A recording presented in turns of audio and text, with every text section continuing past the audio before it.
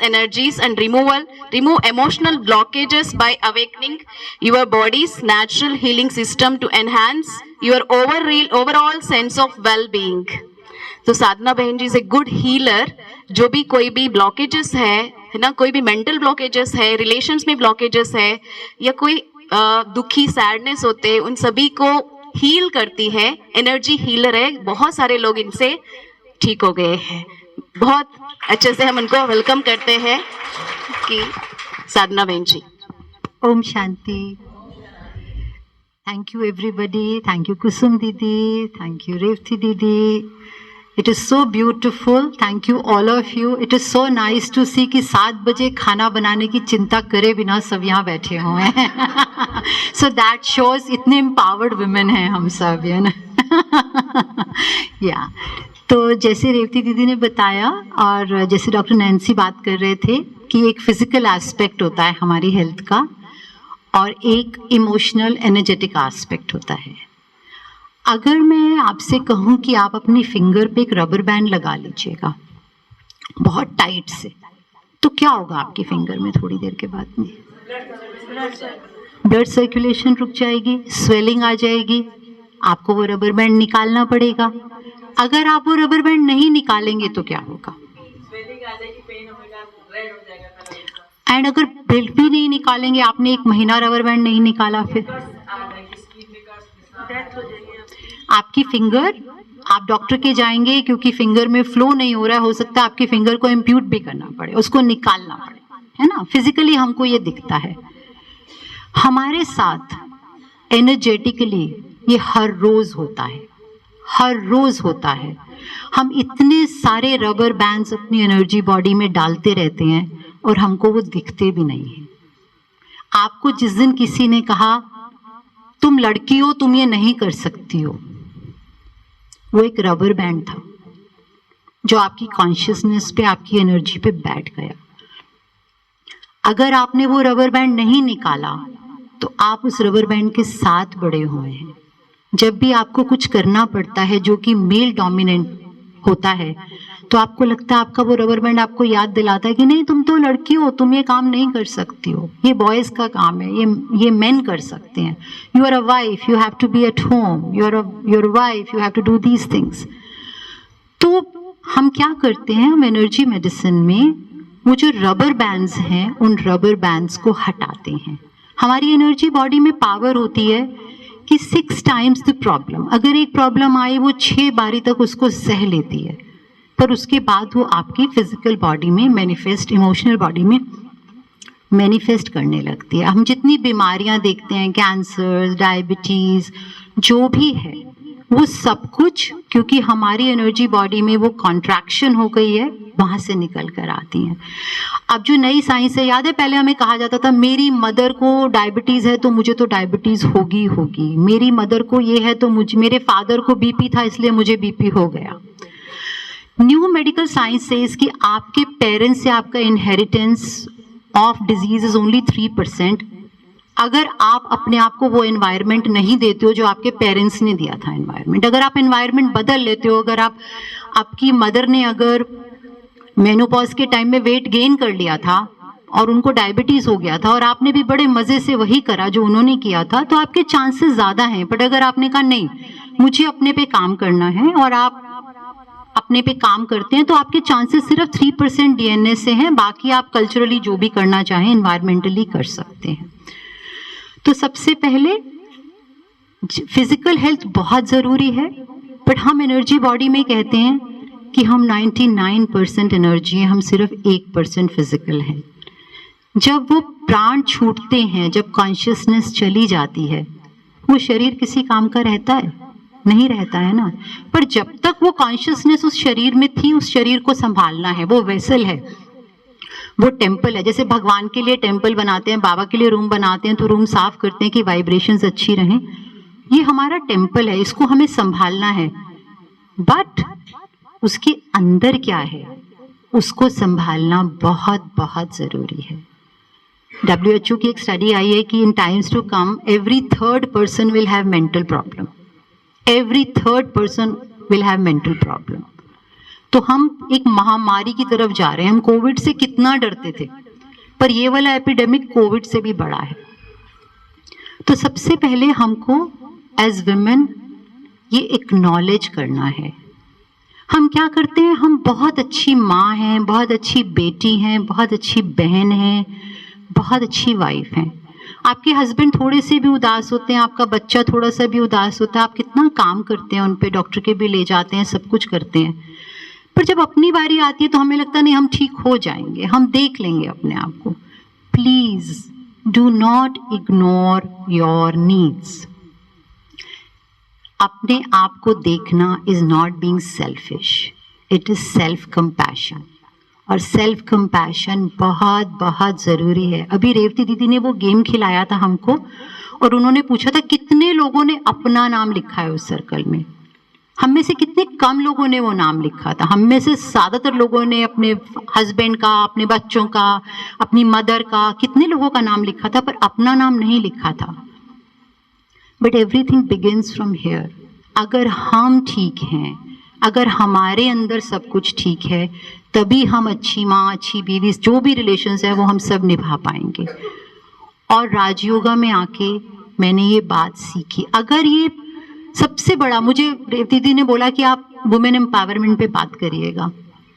ब्रह्म कुमारीज में बैठ के वुमेन एम्पावरमेंट पे बात करना, मुझे लगता है इससे ज़्यादा एम्पावर्ड जगह ही नहीं है वुमेन के लिए। आज से इतने साल पहले ब्रह्मा बाबा ने जब विमेन को इतनी पावर दी, जब किसी ने सोचा भी नहीं था, तब तो विमेन को ऐसे बिल्कुल घर में बंद करके रखा जाता था। अभी तो हम बहुत एक सी चेंज से निकल कर आए हैं। अभी तो हम all of a sudden women have become so strong कि शायद, सॉरी टू से, भाई लोग बैठे हैं कि उनको पता भी नहीं चल रहा कि कुर्सी नीचे से निकल रही है। यू नो कि women are becoming so empowered right now. So जहाँ तक वो एम्पावरमेंट की बात है वो आई है, बट ब्रह्म कुमारीज में आप देखिए कि ब्रह्मा बाबा ने हमको तब एम्पावर करा जब कोई भी हमारी स्ट्रेंथ को नहीं जानता था, and he saw that in us. और जहाँ तक इक्वालिटी की बात है, there is nothing like equality. हम बहुत दिन से इस बात के लिए लड़े हैं, इक्वालिटी के लिए। हम अपने में होल एंड कंप्लीट हैं। हम ही में मैस्कुलिन और फेमिनिन दोनों हम ही में है। हमें अपने अंदर को पहचानना है। जब मैं एनर्जीज पे काम करती हूँ तो हम कहते हैं कि शक्ति बॉडी में नीचे से उठती है। जब हम चक्रस पे काम करते हैं हम कहते हैं शक्ति बॉडी से नीचे उठ के ऊपर जाके शिव को मिलती है। हर किसी में, भाई के शरीर में भी और बहन के शरीर में भी, वो शिव और शक्ति दोनों बैठे हैं। शक्ति भी हम ही में है, शिव भी हम ही में है। हमको सिर्फ पहचानना है। हम उस women are like that river, वो नदी की तरह है जो कि फ्री फ्लोइंग है। हम बाय नेचर हम बहुत फ्री फ्लोइंग हैं। The moment we start comparing our self to equality, men, other things, हम वो नदी के पानी को उठा के ग्लास में डाल रहे हैं कि अब तुम कन्फाइन हो जाओ, तुम इतने हो। Please don't get confined. Acknowledge the strength with in, acknowledge that we are that superwoman, we are, हम शक्ति हैं और शक्ति को किसी से कोई वैलिडेशन नहीं चाहिए। इतना मुझे 8 साल हो गए ज्ञान में आए हुए। ज्ञान में आने से पहले मैंने बहुत सारी meditation, I come in from a very religious background. मेरे पेरेंट्स के यहाँ बहुत पूजा होती थी। मैं बहुत भक्ति के बैकग्राउंड से आई हूँ। और कहते हैं भक्ति के बैकग्राउंड से आने वाले लोगों को एक फायदा ये रहता है कि उनके लिए स्पिरिचुअलिटी नीरस नहीं होती है, उनको पहले से वो कनेक्ट आता है कैसे करना है। बट उसके बाद मैंने बहुत सब कुछ एक्सप्लोर करके मैं ज्ञान में आई। यहाँ आके जो प्यार, अनकंडीशनल प्यार, आप कहीं जाते हैं, आप किसी से कुछ काम करवा के देखिए, अगर वो 4 दिन आते हैं और 5वें दिन नहीं आते हैं, आप कहते हो यार इन्हीं का काम कर रहे हैं फिर भी ये नहीं आते हैं। हमें देखिए, हम कितनी बार क्लास में नहीं आते फिर भी दीदी लोग फोन करके कहती हैं ठीक हो, क्यों नहीं आए, आओ।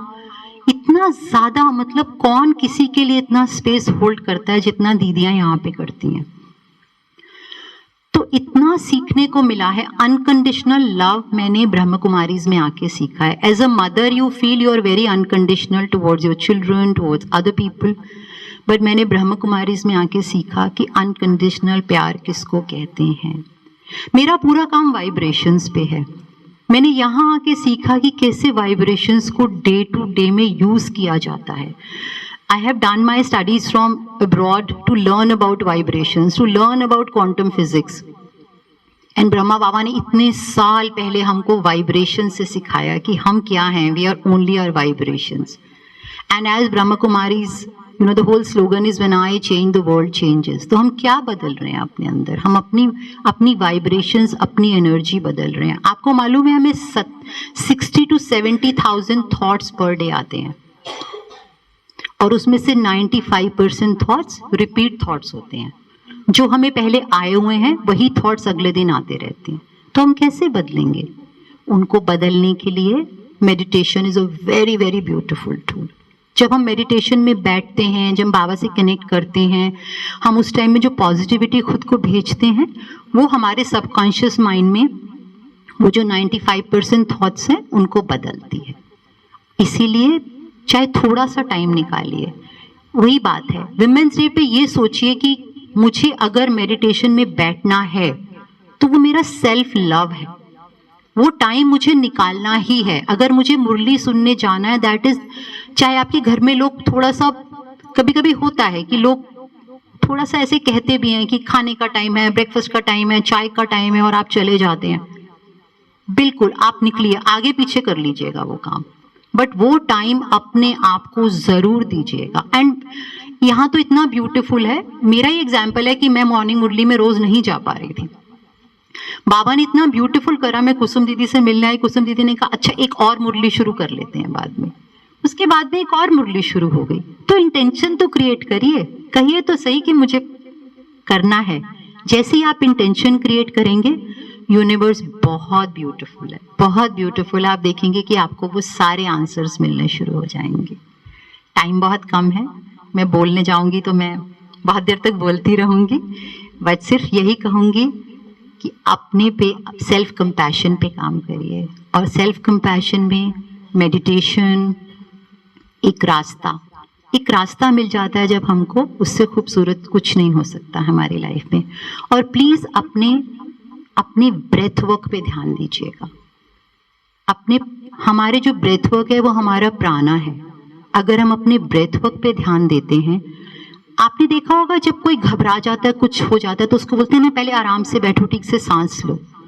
क्योंकि जब हम थोड़ी सी गहरी सांस लेते हैं तो हम अपने शरीर को ये मैसेज भेज रहे हैं सब ठीक है, सब सेफ है. अगर आप बहुत चीजें घूम कर पहुंचेंगे तो आपकी ब्रेथ डीप होने लगेगी. अगर आप वो सब कुछ नहीं कर पा रहे हैं तो जब आप मेडिटेशन में बैठते हैं थोड़ी सी अपनी ब्रेथ को डीप कर लीजिएगा. उससे क्या होगा कि आपका ध्यान की क्वालिटी बेटर हो जाएगी, आपका ब्रेन शांत रहेगा और आपके शरीर में, नहीं तो क्या होता है, अगर हम घबराहट में होते हैं तो हमारे सारे जितने हार्मोन्स, हमारे जितने केमिकल्स हैं वो सब भाग के पहुंच जाते हैं. कुछ गड़बड़ है, चलो कुछ गड़बड़ हो रही है, खाना ठीक से मत पचाओ, कुछ मत करो, पहले इसको बचाओ, कुछ गड़बड़ है, इतनी तेज तेज सांस ले रहे हैं. पर जैसे हम धीरे सांस लेना शुरू करते हैं तो वो कहते हैं नहीं सब ठीक है, चलो चलो अपना काम करो. सारे सिस्टम, सारे ऑर्गन्स अपना काम ठीक से करना शुरू कर देते हैं. सो माई humble request and my blessing to all of you on Women's Day is that we all start looking after our inner self better. Om Shanti.